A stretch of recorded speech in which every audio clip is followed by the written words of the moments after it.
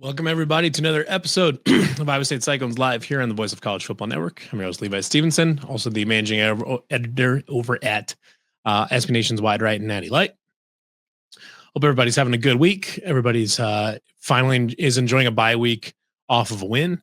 And, it's just good to see Iowa State back in the win column for the first time in over a month. It's been a long month, and this was a game this past weekend where a lot of people, we weren't sure what was going to happen. Obviously, the injuries to the defense and all that were creating a really, really difficult leverage situation for Iowa State. But we'll talk about that here in a little bit. As always during the show, if anybody has comments and everything, anybody has questions, I'm more than happy to answer those. Or if anybody is interested in calling in to the show, let me know. I will give you the link for that.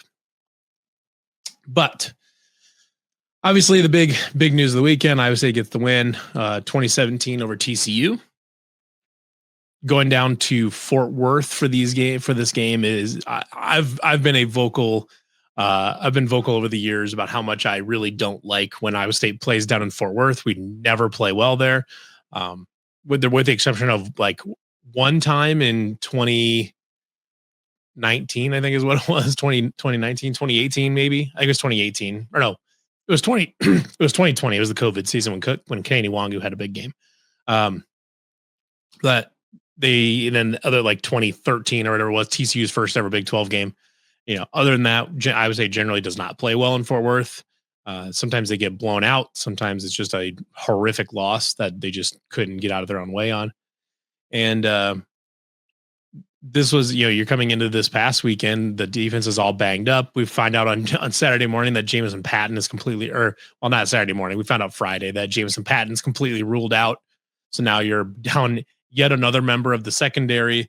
And Dominic Orange is on the questionable list. We don't know what's happening with Ben Bramer. You've got a bunch of other guys. Benny Nagoya is also out. Sky's crashing down around us because the defense is so banged up that you're running out multiple freshmen, including a couple true freshmen starting games at this point. And TCU has a good offense, especially a good quarterback in Josh Hoover that had been moving the ball pretty well. Had struggled to run a little bit in the running game for some of the season, but was always able to throw the ball. And God damn, my hat's all crooked. It was one of those where you go in, if Iowa State can hold TCU under, I don't know, 40, that was going to be a good enough result. But they did a great job. TCU essentially was completely unable to run the football at all on Saturday. They were able to rack up some good passing yardage, some just gross passing yardage, but it obviously did not result in a lot of points. It was mostly just moving the ball between the 20s and things like that. Let me pull this up here. I'm going to pull up these stats from that game so we can all look at them on the screen.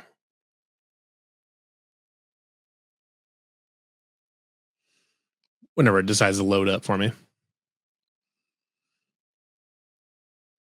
All right, so if we look at, let's go back. Yeah, it's a good comparison here.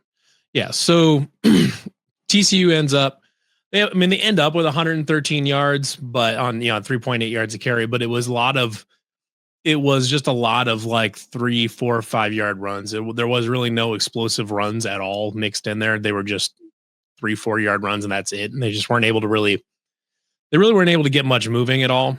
Though, I think their longest run of the day was like a 15, 16 yard run which was the fumble that Trey Bell stripped out. Yeah, and like Brian said, yardage don't win games. That's absolutely correct.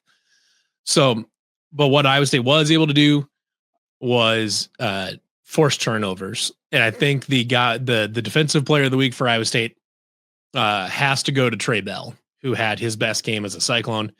It was awesome. And right, yeah, you got to add the punt return yardage in for sure. Haven't done the hidden yardage, um, but yeah, absolutely. Yeah, if you with just total yardage, if you include special teams yardage, I'd have to imagine we're up in there. Uh, yeah, because Iowa State had 79 yard punt return and a 23-yard kick return. Yeah, so TCU is unable to largely move the run to move the football in the running game. But early in the game, the pressure. I mean, credit should absolutely go to the defensive line. Kenny Ziogu had a couple plays in there. Jace Gilbert had a couple plays. Dominic Orange fighting off injuries had some good plays. Was able to get some pressure in there, and the first interception, actually both interceptions were essentially a result of the pass rush getting to Hoover and tackling him as he threw it, which resulted in a lame duck throw. First one went high over the receiver, and Trey Bell was able to be back there and pick that off. Second one went a little bit short to an out route, and Josh Patterson picked it off. And Josh Patterson's one of those freshmen that was not, I don't know what their plan was for him before the season, but I would be pretty surprised if he was like intended to be in their rotation at all. I don't even know if like David Coffey was supposed to be in there. I mean, they'd pretty much, before the injury started happening, they'd pretty much settled in on a rotation of, Jontez and Quentin Taylor, and then Jeremiah Cooper and Trey Bell, or one of those, some combination of those four. Never really Cooper and Jontez at the same time, but that group of four basically.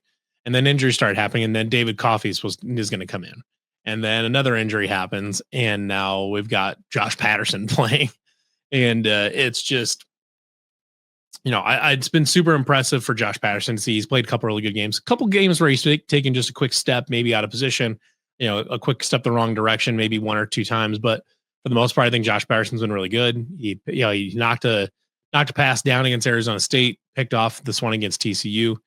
So he's off to a really good start in his career. But Trey Bell with the pick, and then later on forced that fumble, and he had a couple other deflections as well. I mean, Trey Bell was awesome. I'm going to see if I can find actually his defensive stats. So we had, let's see, there's Trey Bell. So yeah, he had 3 tackles, a pick, a pass breakup, and a forced fumble. He was awesome. Drew Sturgis had a good game, couple pass breakups of his own. And I want to say there was one other one when I played. Quentin Taylor had a good pass breakup as well. So, I was overall, it's pretty hard not to be incredibly impressed with what the defense was able to accomplish on Saturday. Right. Yes. Jace Gilbert gives me hope the edge might not suck next year, and Josh Patterson's going to be an absolute problem for us going forward. Yeah, really impressed. And I think you have to look at Saturday and you can't help but be impressed by the defensive performance, what they're asked to do, go up against a good offense with, 2 hands tied behind the back, missing all these guys in the personnel. Obviously, then, Will McLaughlin went down for the season a couple weeks ago, and just everything working against them. And they put up that performance where, like I said, TCU, puts up a few yards, just gross total yardage, 432, which is a fine enough game for them. But, on 319 of that through the air, but, they were under 70% completions. And most of their yards was actually after the catch. They had 144 yards there after the catch. So, not over half, but almost half of their yards was after the catch, which is just kind of a tackling thing, which that can happen. That can happen with young guys. This number for Iowa State, 1 drop here, feels incorrect. I know Chase Souls was a drop. There's a couple other ones there though that like felt worse. Carson Brown's was a drop. That's not a correct number. But I believe if I remember correctly on TV, they showed that Iowa State had 21 drops in the season, which is an unbelievable number. The offense had another bad day for most of it up into the fourth quarter, really. Really struggling with the football through the air. Running game continued to be strong, strong enough. They only average 0.1 yards per carry more, but they were able to get a couple explosive plays in the running game as well. it was good enough. The running game was good enough to just keep churning out some first downs and things like that.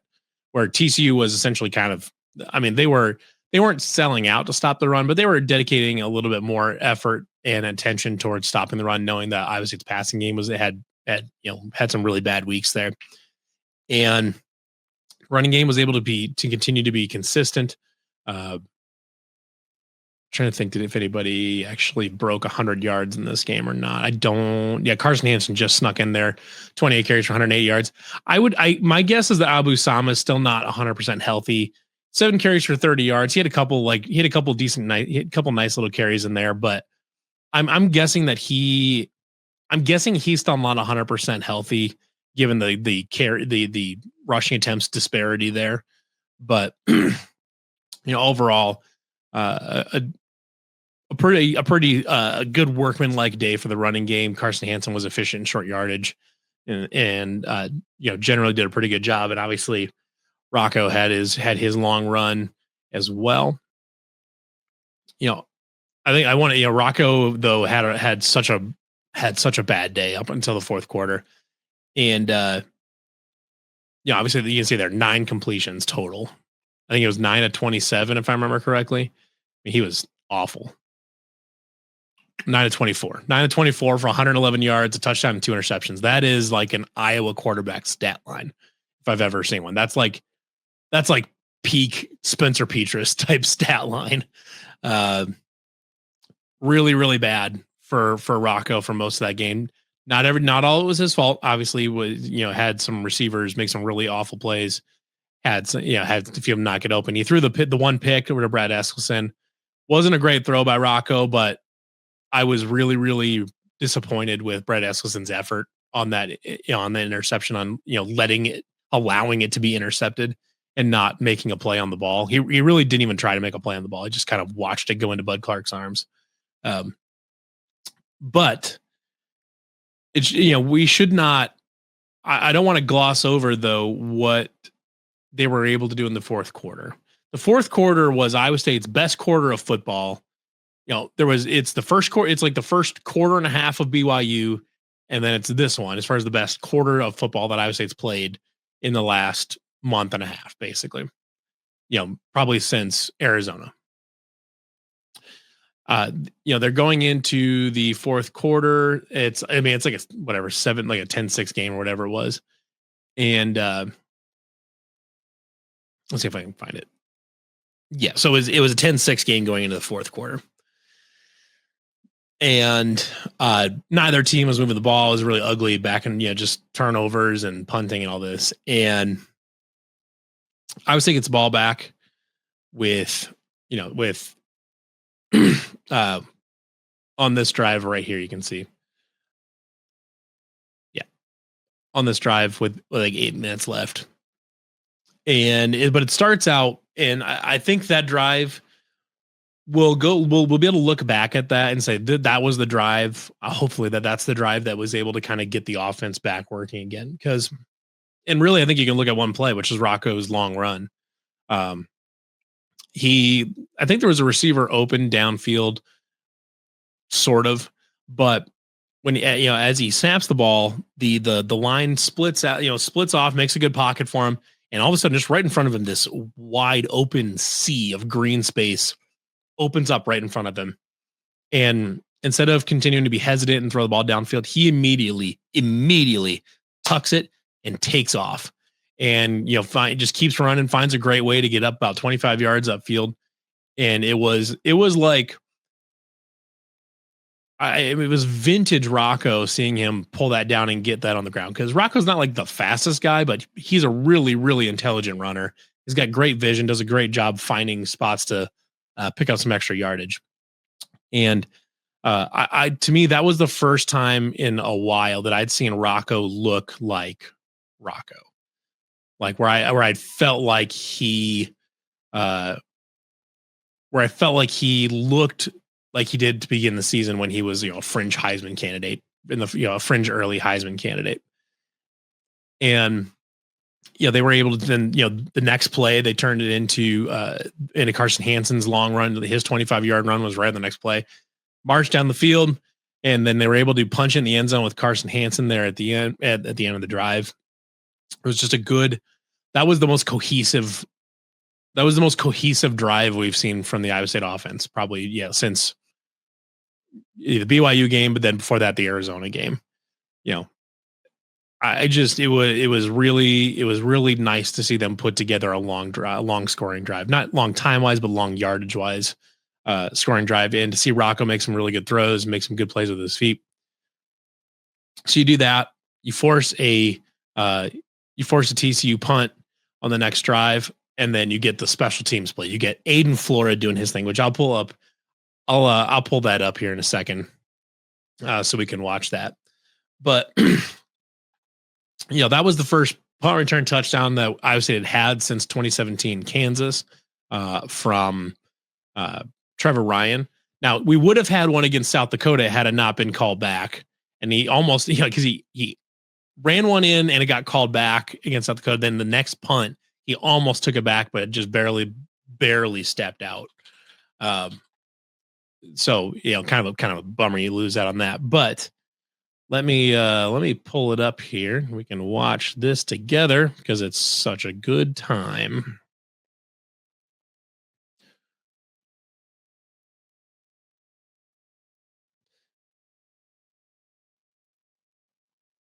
I don't know if the sounds are good, but this is a nice little move right there. I want to shout out to Aiden on this move here though, because he gets it and he immediately sees, okay, this blocker's pushing my guy to the outside. If I dip in and get around here, that's good. But then he sees out of the corner of his eye right here, he can see this defender coming around the backside and just that's phenomenal vision on his part. And he's just gone. I mean, that's one of those plays that's going to, that's a play that's going to live in Cyclone lore forever. It'll be anybody that was at that game will be like, yeah, we were at the game that Aiden Flora took the punt back. We'll be able to bet, look back in 5 years and say, oh, that's the game that Aiden Flora took the punt back to beat TCU. And so, awesome play. It was great to see special teams, really step up there after having a rough stretch there for a while. But then you get that play. TCU gets the ball back. I believe that next one is the fumble that ends that one there. They get that ball back right there. And so they get the ball back with like 5 minutes left. And 5 minutes, 18 seconds left. They just got a run timeout. Now the offense that's been struggling for the last month or so, you do not trust them to run 5 minutes off the clock. You barely trust them to run 2 minutes off the clock just because they're not moving the ball at all. But they step up and they get put into like a 3rd and 6, if I remember correctly. And you've got a chance here to convert, and you have to throw the ball here. And Rocco rips one of the best throws of the entire season. Eli Green on a post slant, on a slant route, post route, across the middle of the field, and just throws the ball of a lifetime. Absolute laser beam, inch perfect, right into Eli Green's hands. He makes a great catch. Eli was well covered, but it just did not matter because the throw was so good. And you have right there to convert an event. Then later in that drive, you get down to a 4th and 1 in your own territory. You're up 3 with like a minute and a half left. And you could punt. You don't like it, but you could punt. But for the first time in a while, we saw some really creative play calling. And I think this is why I'll talk about this here in a second. Why I think this is like it's an important moment. You line up at 4th and 1, and TCU is sitting on the run. sitting, and they're probably sitting on a dive or on one of those little quick pitches. They're sitting on that. So Taylor Mauser calls a fake pitch with a naked boot to the left, and it works like a charm. The fake is perfect. He sells it. Everybody sells it. And I think that's the first time I've seen Tyler Mauser call that play in his entire tenure as offensive coordinator. So, there's no film on that play. So TCU is not expecting it. The weak side defensive end is pretty much the only guy that even has a shot at tackling Rocco, but he bites down hard on that fake pitch to Hansen on the quick pitch, which obviously sold the quick pitch there. So the left defensive end bites down hard. Rocco runs free, picks up 9 yards, converts. That was with a minute 46 left. You run a couple more. You run it a couple more times. You don't quite convert, but you end up running off some more clock. You get it down to about 30 seconds, and you force TCU to drive. They got in the 16, so they had to drive 84 yards to get to the end zone. They needed probably 40 at least to try to have you probably needed 45 yards at least to even have a reasonable attempt at a field goal. But the defense locks down pretty well. And they're not really able to get much of anywhere. They try kind of the backyard pitch play at the end, and it doesn't, I mean, it goes for a while, but it doesn't ever really threaten per se. Doesn't really ever get upfield. And, I think it was a gain. I mean, it gained 17 yards total, but that was way short of where it needed to be. And then you win the game, and it was just, it was just awesome. They closed that game out. The defense was good down the stretch. The offense executed down the stretch. There, on the last drive, there wasn't really any holding or false start penalties. They just executed well. Rocco made some great throws. He made some great plays with his legs. They picked up some important first downs. They finally, when the game was on the line, Rocco showed up. And we hadn't seen that from Rocco. He didn't really need to see it too much in the first 5 games of the season because they weren't winning comfortably, but they were playing with leads. And so there was like a couple clutch drives, but not like game winning drives like you saw against like UCF or something like that. But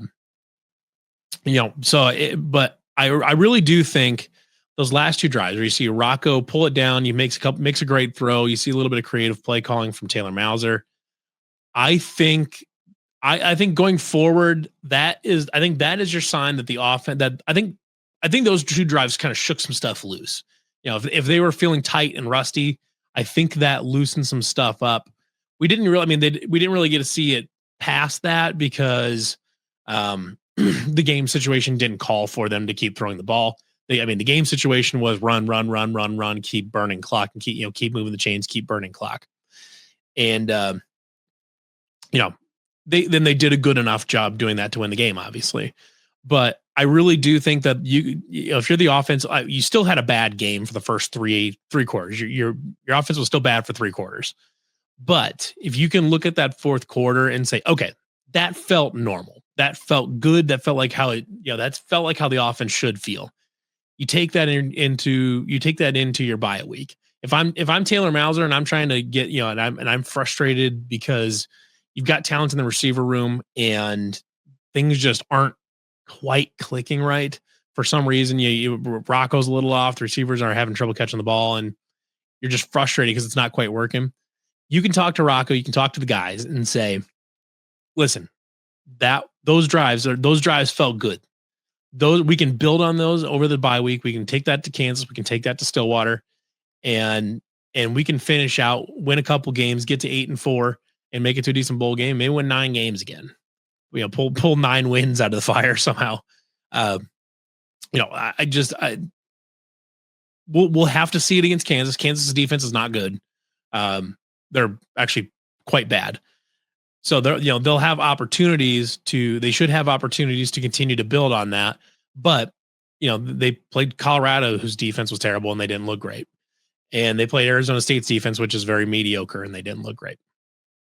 But those last couple drives are the most normal that this offense has looked in a month and a half. I'm excluding the first quarter and a half of the BYU game because they were really good there, but then they just immediately regressed to what they were doing. So, I think this is something they can build on, and you can use that for the last couple games of the regular season and finish this thing out strong after that really really tough stretch.